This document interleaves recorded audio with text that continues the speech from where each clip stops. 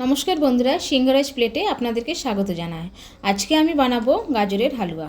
খুব কম সময়ে কম উপকরণ দিয়ে সহজ পদ্ধতিতে বানিয়ে ফেলুন গাজরের হালুয়া। প্রথমে আমি গাজরটাকে গ্রেট করে নেব। এখানে আমার 1 কিলো গাজর গ্রেট করা হয়ে গেছে। আমি একটা কড়াই গরম করতে বসিয়ে দিয়েছি। কড়াইটা গরম হয়ে গেছে। আমি এবারে এর মধ্যে 1/2 কাপ ঘি দিয়ে দেবো।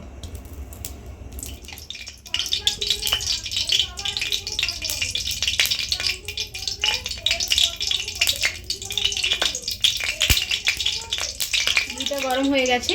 এবার আমি গ্রেট করা গাজরটা দিয়ে দেবো।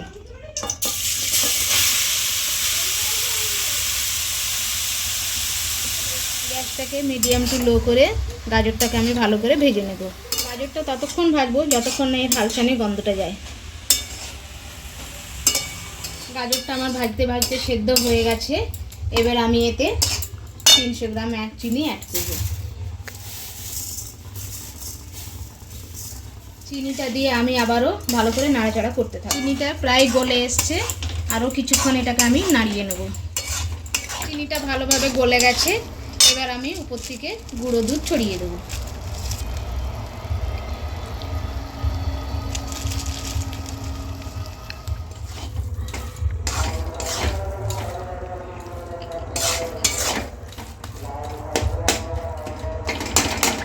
গুঁড়ো দুধ দিয়ে ভালোভাবে আমি মিশিয়ে নিয়েছি।